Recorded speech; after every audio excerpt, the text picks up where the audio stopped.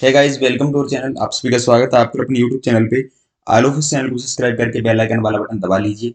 तो फ्रेंड्स, अपने आज बात करने वाले हैं कि how to start preparing for bank exam in 2022। यानी 2022 के अंदर कौन कौन से आपके बैंक एग्जाम होने वाले हैं और आप लोगों को किस तरह से प्रिपरेशन करनी है। ऑल सब्जेक्ट के बारे में कंप्लीट स्ट्रेटेजी वीडियो रहने वाला है 2022 के बारे में। जो गलतियां आज तक आप लोग करते हैं वो 2022 में कहीं ना कहीं ना करो और डेफिनेटली अपना सिलेक्शन ले लो। तो इसके लिए पूरा का पूरा स्ट्रक्चर यहाँ पे हमने तैयार कर रखा है। तो आप लोग कंप्लीट वीडियो को जरूर देखिएगा, एक भी स्टेप मिस मत कीजिए। चाहे आप वीडियो को 1.5 या 1.75 या 2 स्पीड करके देख लो, पर वीडियो को कंप्लीट देखना तो आपको सारी चीजें यहाँ पे क्लियर हो जाएगी। आपका कोई भी डाउट नहीं बचेगा 2022 में, अगर आप लोग तैयारी करना चाहते हो। जो स्टूडेंट पहले से तैयारी कर रहे हैं वो थोड़ा सा धैर्य बनाए रखे वीडियो में, क्योंकि जो चीजें पुरानी है वो भी तो रिपीट होगी जो न्यू स्टूडेंट है उनके लिए। और जो न्यू स्टूडेंट है उनके लिए तो बहुत ज्यादा इंपॉर्टेंट वीडियो है, क्योंकि एक एस्पिरेंट्स ही बता सकता है कि किस तरह से प्रिपरेशन होनी चाहिए, क्या डिफिकल्टीज लेवल आती हैं एग्जाम के अंदर। तो वो सारी चीजें आप लोगों को यहाँ पे मिलने वाली है। तो चलिए अपने स्टार्ट करते हैं वीडियो को। सबसे पहले लाइक शेयर और कमेंट जरूर कीजिए वीडियो में आपका कोई डाउट है तो। सबसे पहले देख लेते हैं कि कौन कौन से बैंक एग्जामिनेशन जो है वो होने वाले हैं। देखो, सबसे पहला एग्जाम आपका एसबीआई क्लरिकल का होने वाला है। एसबीआई क्लरिकल का एग्जाम, उसके बाद आपका आईबीपीएस एसबी पीओ का, उसके बाद आरआरबी पीओ क्लरिकल के दो एग्जाम, आईबीपीएस पीओ क्लरिकल का एग्जाम, आरबी असिस्टेंट का एग्जाम, ईएसआईसी का अभी नोटिफिकेशन आ चुका है, आप लोगों को पता ही है। तो इसका एग्जाम जल्दी होगा। इसके बाद इंश्योरेंस के अंदर आपके एलआईसी का एग्जाम। एलआईसी के अंदर आपके बहुत सारे एग्जाम होते रहते हैं। बाकी अदर एग्जामिनेशन जैसे किसी अलग बैंक से आ गया तो वो होते हैं, पर नॉर्मली अगर मैं बात करूं तो जो फिक्स एग्जाम आपके हैं वो ये वाले एग्जाम है। ये एग्जाम हर साल आपके होते हैं, ये वाले एग्जाम। अभी आरबी असिस्टेंट का एग्जाम बोल रहे हैं कि मार्च फरवरी तक होने को मिल सकता है, तो इसका नोटिफिकेशन जल्दी आने वाला है। और इसका नोटिफिकेशन ईएसआईसी का आउट हो चुका है। और इन सभी के नोटिफिकेशन जो है वो जून से स्टार्टिंग हो जाते हैं, आरआरबी पीओ वगैरह के। तो ये आपके दिसंबर तक एग्जाम चलते हैं। और एसबी क्लरिकल का एग्जाम तो अभी आप लोगों ने देखा कि एक्सपेक्टेड डेटें चल रही है इसकी, जून के अंदर इसका प्रीलिम्स होने की बात हो रही है। तो जून के अंदर अगर इसका प्रीलिम्स होगा तो बहुत कम टाइम अपने पास बचा हुआ है। तो ये कुछ बड़े एग्जाम आपके हैं। तो ये आपके जो एग्जाम है, बड़े एग्जाम जितने आपके 6 एग्जाम बड़े होते हैं, हर साल होते हैं। और इनमें कहीं ना कहीं आपको एक में जॉब लेनी होती है। तो यहाँ पे कोई ज्यादा डिफिकल्ट नहीं है जॉब लेना। सिर्फ और सिर्फ आपकी स्ट्रेटेजी सही होनी चाहिए। आप जो चीजें पढ़ रहे हो वो एग्जाम ओरिएंटेड होनी चाहिए, एग्जाम ओरिएंटेड कंटेंट आप लोगों के पास होना चाहिए। तो डेफिनेटली आप लोग जॉब जो है वो ले सकते हो। अब इसमें अगर स्ट्रक्चर की बात करूं मैं कि प्री और मेंस का क्या कुछ रहता है, तो देखिए यहाँ पे अगर बात करूं मैं, पीओ का जो भी एग्जाम होगा, पीओ का जो भी एग्जाम होगा उसका प्री भी होगा, उसका मेंस भी होगा और उसका इंटरव्यू भी होगा। ठीक है। अगर एसबीपी और आईबीपीएस पीओ दो ऐसे एग्जाम है जिनके अंदर आपका डिस्क्रिप्टिव का पेपर भी होगा। आरआरबी पीओ में नहीं होता डिस्क्रिप्टिव का पेपर, और आईबीपीएस पीओ एसबीपीओ में डिस्क्रिप्टिव का पेपर होता है। अगर मैं क्लेरिकल की बात करूं, जितने भी क्लेरिकल है, चाहे आपका आरआरबी क्लेरिकल है, चाहे आपका एसबीआई क्लेरिकल है, चाहे आपका आईबीपीएस क्लेरिकल है, चाहे आपका आरबी असिस्टेंट का एग्जाम है, उन सभी में प्री आपका रहेगा, मेंस आपका रहेगा। इंटरव्यू नहीं होता क्लेरिकल के एग्जाम में, ये चीज आप लोग ध्यान रखें। इसके अलावा अगर सिलेबस की बात करते हैं प्री और मेंस की, तो देखिए प्री के अंदर अगर बात करें तो आपका इंग्लिश रहेगा, रीजनिंग रहेगा, मैथ्स रहेगा। और ये आपके रहेंगे। आरआरबी की अगर मैं बात करूं प्रीलिम्स की, तो वहां पे सिर्फ रीजनिंग और मैथ्स रहता है। तो ये जो इंग्लिश रहेगा 30 क्वेश्चन 30 मार्क्स के रहेंगे, रीजनिंग 35 रहेगा और मैथ्स 35 रहेगा। ये आपका इधर 40 का रहेगा, ये 40 का रहेगा आरआरबी के अंदर। यहाँ पे जो टाइम मिलेगा 20 मिनट इसको, 20 इसको और 20 इसको। प्री के अंदर यहाँ पे कंबाइंड 45 मिनट का टाइम होगा, यानी 45 मिनट का टाइम। आप जब मर्जी चाहो जिस सेक्शन में जा सकते हो, पर यहाँ पे 20 मिनट का टाइम आप लोगों को फिक्स मिलेगा। आप लोग चाहकर भी मूव नहीं हो सकते। IBPS PO, SBI clerical, IBPS clerical, SBI PO, इन सभी का पैटर्न ये है। सिर्फ आरआरबी पीओ और क्लरिकल के अंदर ये वाली चीज होती है प्रीलिम्स के अंदर। मैथ्स और रीजनिंग का पेपर होता है दोनों में, पीओ और क्लरिकल आरआरबी में। इसके बाद अगर मेंस की मैं बात करूं, तो मेंस के अंदर देखिए क्या होता है। मेंस की अगर बात की जाए तो मेंस के अंदर आपके 5 सब्जेक्ट आते हैं। इंग्लिश आपका सबसे इंपॉर्टेंट रहता है हर एग्जाम में। इसके बाद आपका मैथ्स आता है। इसके बाद आपका रीजनिंग आता है। इसके बाद आपका जीके आता है। और आरआरबी की बात करें तो वहां पे आपका कंप्यूटर भी आता है और हिंदी भी आता है। यानी आरआरबी एक ऐसा एग्जाम है जिसके प्री में तो इंग्लिश नहीं आता, पर मेंस में हिंदी या इंग्लिश दोनों में से कोई भी एक सब्जेक्ट आप लोग उठा सकते हो, और कंप्यूटर भी आता है। अब बात करें इनकी प्रिपरेशन किस तरह से करनी है आप लोगों को, क्योंकि अगर जॉब लेनी है तो प्रिपरेशन अच्छे वाली करनी पड़ेगी।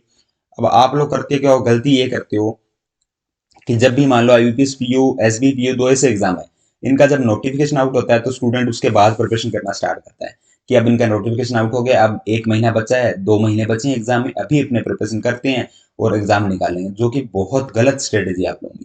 क्योंकि एसबीआई पीयू एक ऐसा एग्जाम है जिसमें प्री होता है, मेंस होता है, इंटरव्यू होता है, आप लोगों का डिस्क्रिप्टिव का पेपर होता है। तो यहाँ पे इंग्लिश का रोल बहुत ज्यादा रोल होता है। अब बहुत सारे स्टूडेंट ये बोलेंगे सर इंग्लिश का रोल यहाँ पे नहीं होता, पर मैं आपको बता दूं कि डिस्क्रिप्टिव तक आपका इंग्लिश का लोड रहेगा यहाँ पे। और इंग्लिश ये नहीं है कि आप लोग 1 महीना पढ़ के इंग्लिश अपनी इंप्रूवमेंट कर लोगे।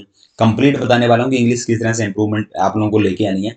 1 महीने से कुछ नहीं होगा, आप लोगों को कम से कम 2 या 3 महीने का एक प्लान जो है वो बनाना पड़ेगा, तभी आप लोग सारी चीजें कर पाओगे। 1 महीने में कोई प्रिपरेशन आप लोग नहीं कर पाओगे। और इंग्लिश कोई इतना बड़ा नहीं है कि हिंदी मीडियम वाले कर नहीं सकते। बहुत सारे स्टूडेंट हिंदी मीडियम वाले लग चुके हैं बैंक के अंदर इंग्लिश सेक्शन को अपना मजबूत करके, और आप लोग भी कर सकते हो अगर आप लोग चाहते हो तो वो कैसे करोगे वो अपने आगे बात करेंगे अभी। अब देखो यहाँ पे सबसे पहले इंग्लिश की बात कर लेते हैं। तो इंग्लिश सेक्शन के अंदर आप लोगों को करना क्या है, सिर्फ एक ही चीज मैं आप लोगों को बोलूंगा, और वो चीज अगर आप लोगों ने कर ली ना तो डेफिनेटली आपका एग्जाम निकल जाएगा। पर वो चीज आप ईमानदारी से करोगे, डेली करोगे, और कम से कम 2 या 3 महीने आप लोगों को करनी पड़ेगी। क्योंकि ये जो सब्जेक्ट आप लोगों ने आज 20 साल तक नहीं पढ़ा, जिस सब्जेक्ट को आप लोग इग्नोर करते रहे हिंदी मीडियम वाले कि इंग्लिश तो हमें पढ़ना ही नहीं है, तो उस सब्जेक्ट को आप लोग 1 महीने में प्रिपरेशन करके और एग्जाम नहीं निकाल सकते। तो इसलिए आपको 2 या 3 महीने सब्जेक्ट को देने पड़ेंगे। इसके अंदर आप लोगों को करना क्या है, एक ही चीज आप लोगों को करनी है इसके अंदर, सिर्फ और सिर्फ रीडिंग आप लोगों को करनी है। रीडिंग, और जो नई वोकैब्स इसके अंदर आती है उसको आप लोग नोट डाउन करो। और डेली की जी 5 या 4 जितनी भी कर लो, 5 कर लो, 6 कर लो, डेली की जितनी आप लोग कर सकते हो उतनी करनी है, ज्यादा आप लोगों को नहीं करनी।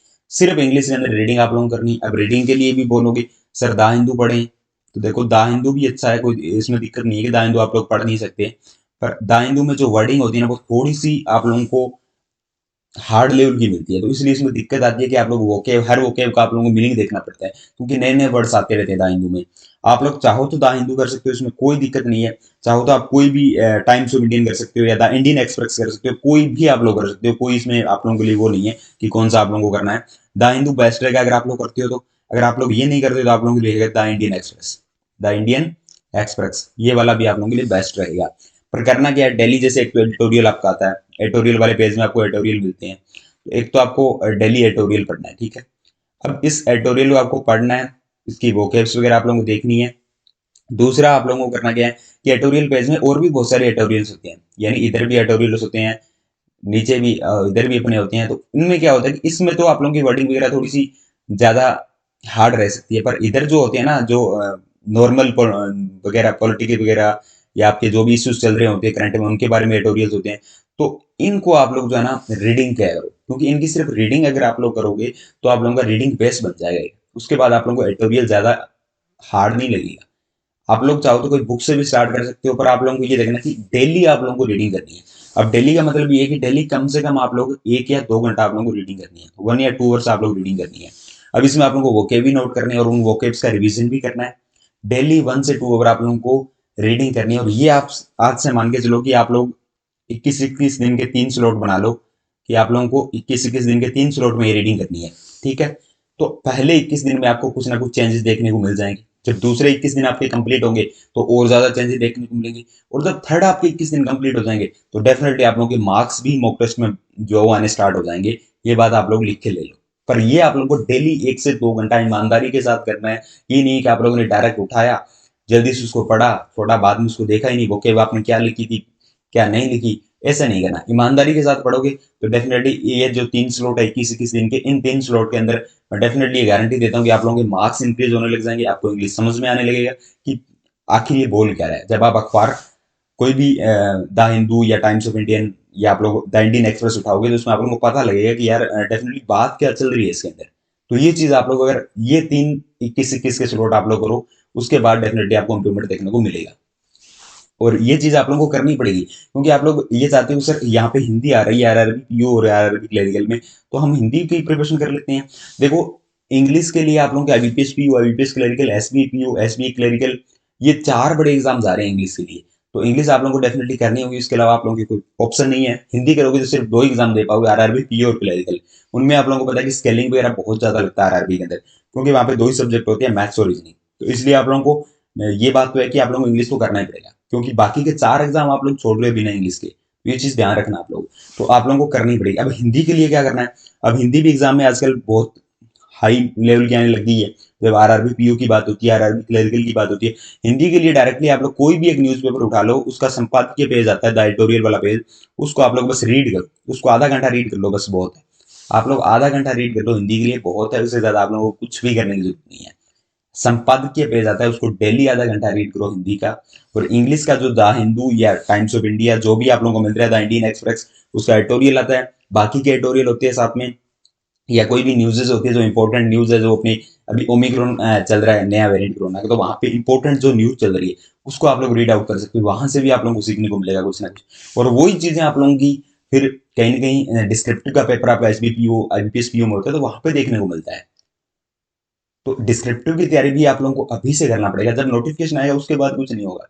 डिस्क्रिप्टिव भी साथ में आप लोगों को प्रिपरेशन करना होगा। कोई मुश्किल नहीं है डिस्क्रिप्टिव आप लोगों के लिए, तो आप लोग कर सकते हो। अगर आप लोगों की रीडिंग अच्छी है तो आप लोग सारी चीजें कर सकते हो। इसके बाद अपने बात करते हैं जीके सेक्शन की। देखिए जीके के अंदर अभी एसबीपीओ का एग्जाम हाल ही में दिया है, हमने भी दिया है और बहुत सारे स्टूडेंटों ने हमारे साथ भी दिया है। तो वहां पे सिर्फ एक ही चीज थी सर, जीके बहुत टफ आ रहा है। तो जीके टफ नहीं आ रहा, जीके आप लोग जो पढ़ रहे हो ना वो चीज आजकल एग्जाम एग्जिस्ट नहीं कर रहा। आप लोग पढ़ गए हो, आप लोग ये पढ़ रहे हो कि सर क्वेश्चन, जैसे आप लोगों को कोई भी क्वेश्चन है तो उसका जैसे पीसीए का क्वेश्चन है, प्रॉम्प्ट करेक्टिव एक्शन का क्वेश्चन है, तो उसमें आप लोग सिर्फ इतना ही पढ़ रहे हो कि पीसीए जो है वो 1 जनवरी 2022 से लागू होगा। ये चीज आपने पढ़ ली।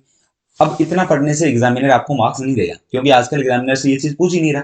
अब ये नहीं पूछ रहा कि पीसीए जो नया है वो कब से लगेगा, 1 जनवरी 2022 से लगेगा, ये थोड़ी पूछ रहा है। वो ये पूछ रहा है कि ये जो लगेगा तो इसके अंदर कौन कौन से बैंक्स आने वाले हैं, इसका जो दायरा है वो क्या रहेगा, इसके अंदर नई क्या चीजें ऐड की गई।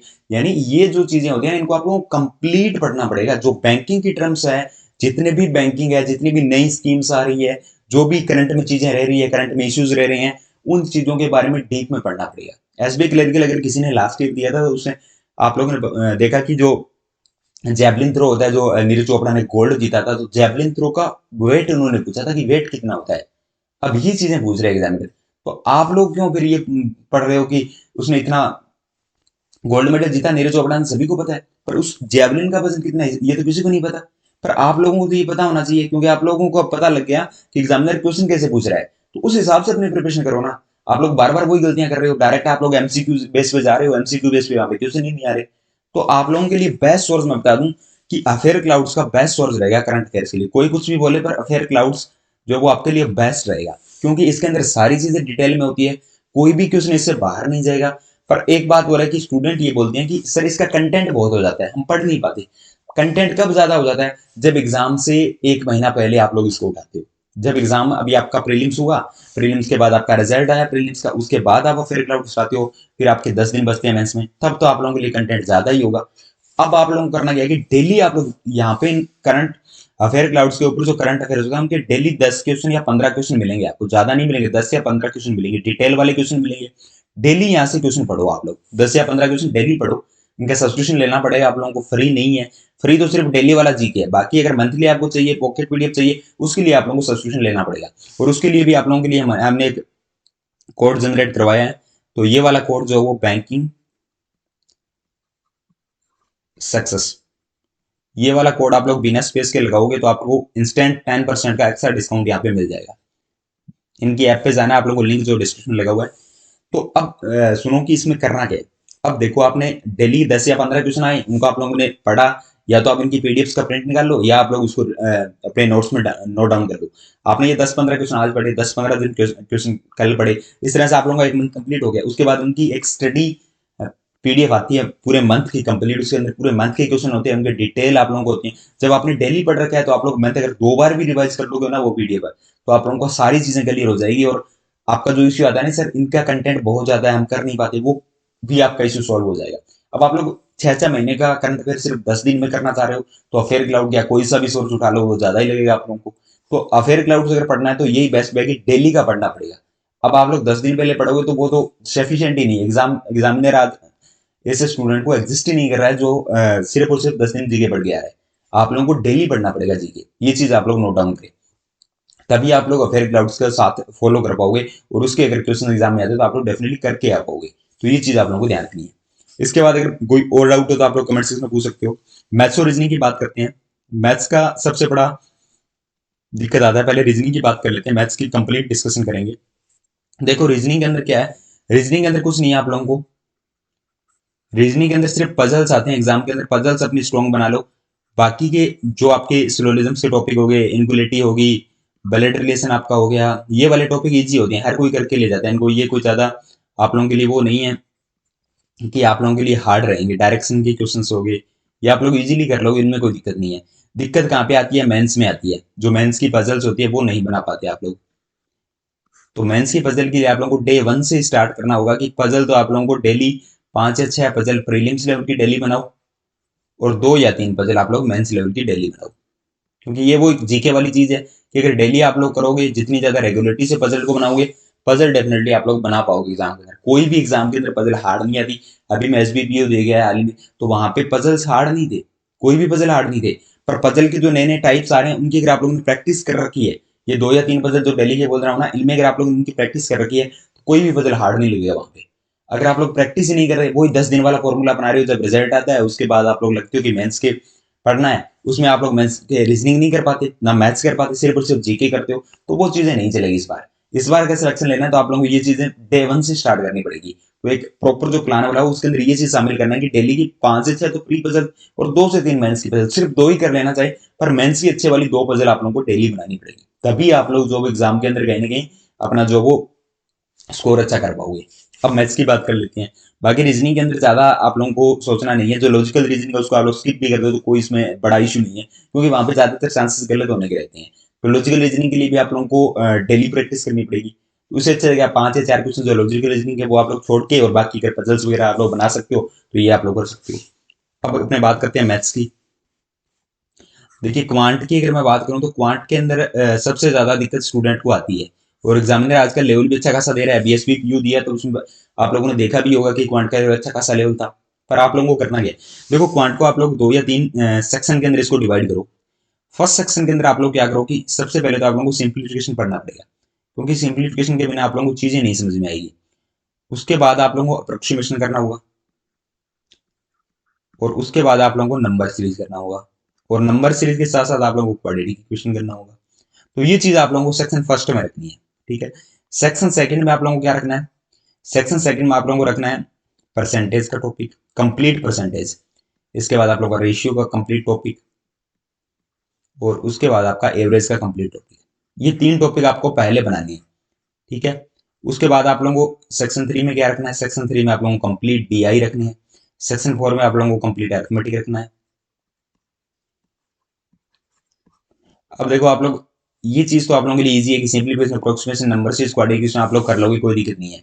अब दिक्कत आती है मेंस लेवल डीआईज में, मेंस में जो अरिथमेटिक क्वेश्चन आते हैं उनमें, तो उनके लिए क्या सॉल्यूशन है, उनके लिए सॉल्यूशन यही है कि परसेंटेज, रेशियो और एवरेज, इन 3 टॉपिक को आप लोग 0 से हाई तक इतने अच्छे बना लो कि उनमें आप लोगों का कोई भी डाउट नहीं रहना चाहिए इन 3 टॉपिक के अंदर। क्योंकि डीआई जो भी आएंगे वो परसेंटेज, रेशियो, एवरेज, इनसे बाहर कोई डीआई नहीं आएगा।